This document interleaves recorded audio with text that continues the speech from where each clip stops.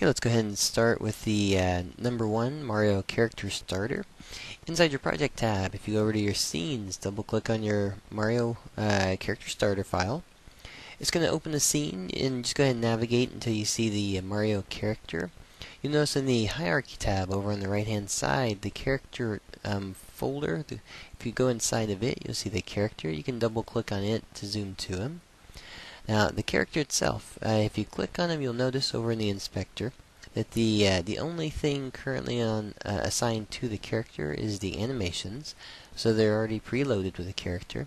Also, he's got a couple of game objects, just some collidable objects that we use for triggers. And let's go ahead and explore on his hierarchy, just so we know what makes him up. If you click on the drop down here, you'll notice that he has a biped character. Now, this character itself was actually done for another game engine as well, so there's two sets of bones that are placed on the character. We're just going to focus on the one that's going to be used in Unity. For the character, the B underscore root, we'll go ahead and roll this one out. You'll notice that the rollout has two, probably familiar if you've done the LERPS tutorials before. You'll notice it has two game objects assigned to the feet. This can be foot effects. Each of these is going to have a script called collision foot. This is basically going to be holding a collidable object, so we can actually use this one as a trigger device against the floor. Okay, so these are both attached to each part of the foot. Alright, and let's go ahead and roll this one back up. The next one we have is one called a camera target. Now, a camera target is so that the camera itself is actually pointing not to the player, but to an object that we can actually move up and down and forward and backward. The collider attack, we're going to have several different objects. If you remember from the 2D one, we had several different types of objects that allowed us to check for certain kinds of collisions. The collider attack is going to allow us to use Mario's feet, the lower portion here, as more as an attack weapon against the Goombas and characters. There's a collider grab. The grab collider is going to allow the player to actually move towards something and grab it. The collider hurt. The collider hurt is basically, however close to something, if he gets within this range, or an object gets within this range of him, the Mario player will actually be hurt. And then we also have a collider push. Collider push is going to allow the Mario character to push against an object. Last one is just simply the Mario mesh character right there. So let's go ahead and go back up to the Mario on the top of the stack here. On the Mario character, what we want to add to this character, so we're just going to, this one file, this one right here, is going to be set with with no parameters on him. We'll go through all the settings.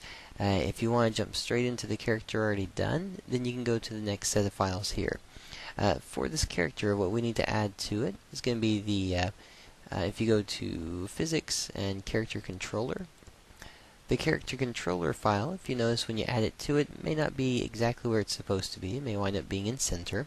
Let's go ahead and add some numbers over here to the character controller just to readjust its height and radius locations. For the height, and these are numbers that are just predefined that we've already worked through before, or that I've already worked through before. On the radius, we'll go for a 0.4. The slope limit, we can stick with the 45. For the step offset, we'll go with the 0.3. Skin width, instead of doing a 0.08, let's go ahead and go for a little bit smaller. This may cause some slight issues in terms of being overly accurate or falling through things, but for now, we'll go with the 0.0001.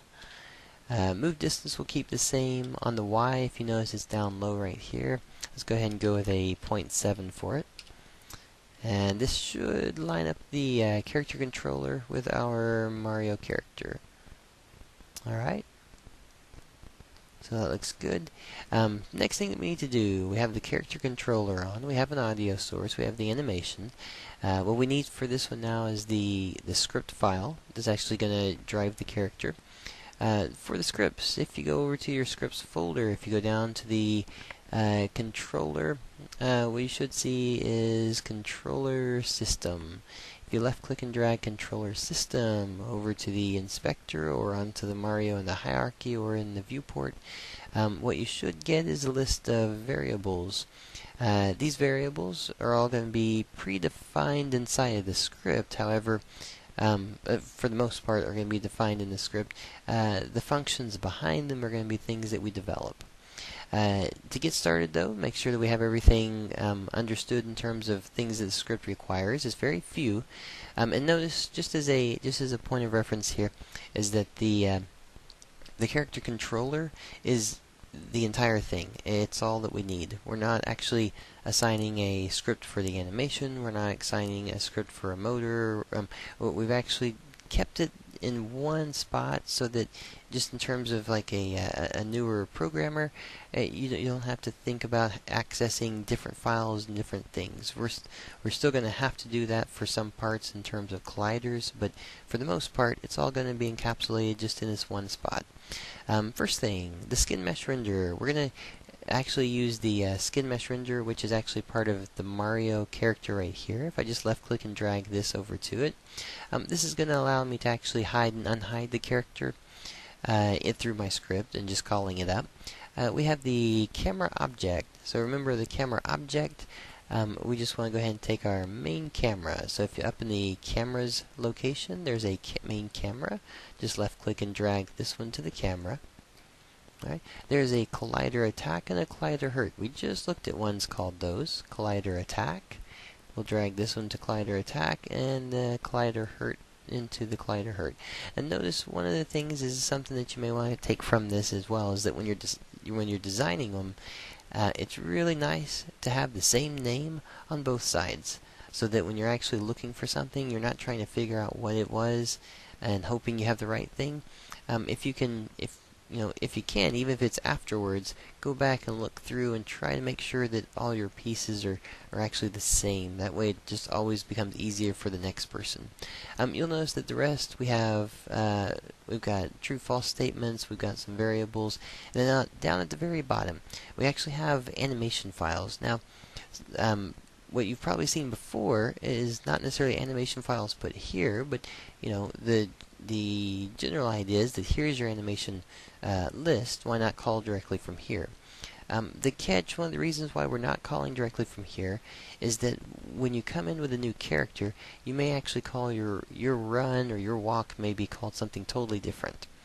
And it's going to be an inconvenience to a designer, because they're going to have to come over and actually choose to make sure that all of their files are actually labeled exactly the same. So what we want to do, instead of doing that type of system, we're actually going to set it up so that you drag whatever name your file is into a file called walk.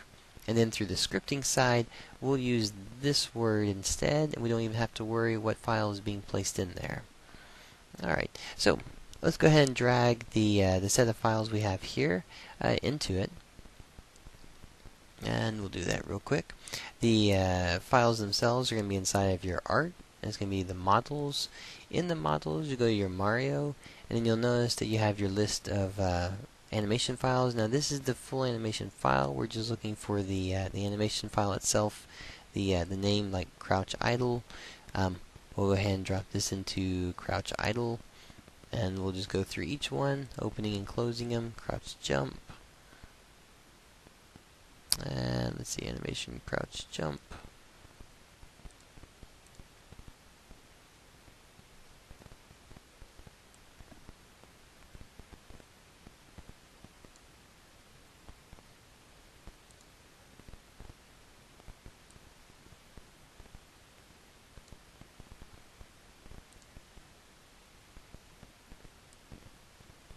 And the idle one, I'm actually just going to place idle 1 and 2 as the same two idles. All we have is just one idle for the character.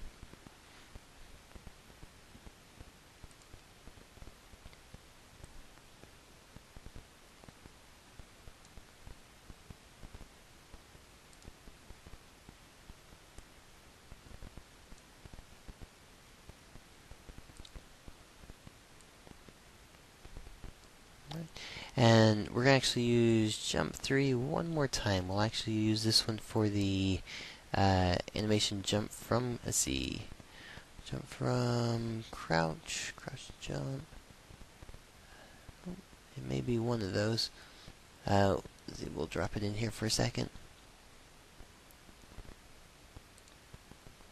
And let's see, we have the jump fall.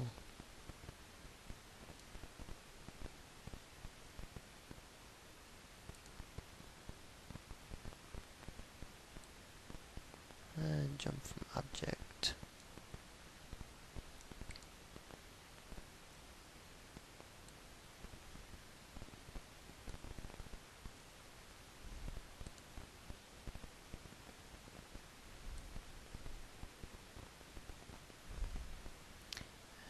And jump land. Let's see, we may have to do the other one for that. Lean left. Now the nice thing about this one though as well is that we're setting up a system so that whether you have an animation inside of here or not, if you don't, it's just simply going to give you, if you have your debugging going, it's just going to give you a message and let you know which one's missing. But it's not going to break or crash out or anything.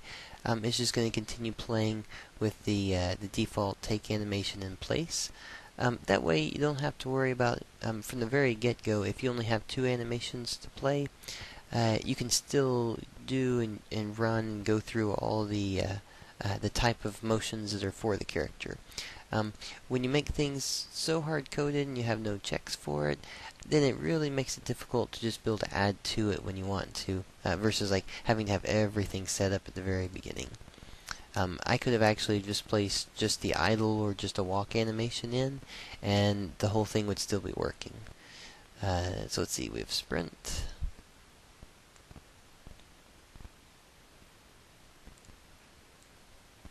And walk. Alright. Looks like, let's double check. May have missed the jog somewhere.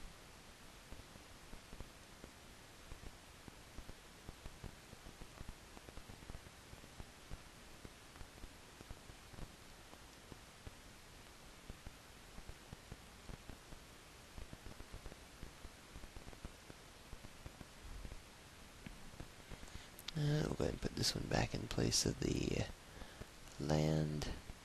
I think that'll be the right one.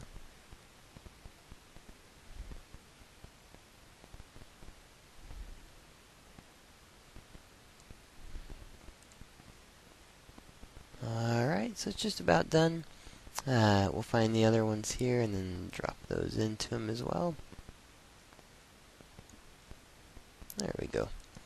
The jog. So that gets everyone except land, which was that one. So we'll go ahead and close these up and then grab the land one. Remember, if you're holding Alt and you left click on on one of the folders, the next time you open it, it's going to have collapsed everything down, so you don't have that that long list anymore. So we'll drop land right there. Okay. So with that actually gives us our complete setup. Our character is actually ready to go and start doing things. Now, remember on the back end side, it's actually not going to be doing much to begin with. But in terms of setting up all the variables, setting up all the properties and parameters that we needed, we now have that set up. So we have our animations. We have all of our animations pointing inside of here. The other couple of things, we'll go ahead and just take one more look at, and we'll be discussing this further when we go into it. But there's a couple of tag names here. We have a jump from object tag, and we have a slide tag. And we also have a push layers. And if you want, we can go ahead and change the push layers. If you left click on it, choose nothing. And then when you click on it again, choose the dynamic layer, which is going to be our layers that we'll use for our objects. But also we'll want to make 2 options available for pushing, dynamic and push. Alright, and that should get us all set up. We have all the objects set where they need to be set into. Okay, so if you like, you can go ahead and save this out. And if you want to continue through, you can happily use this character in the scene itself. This is kind of a starter scene for you. You can use this one to start working with.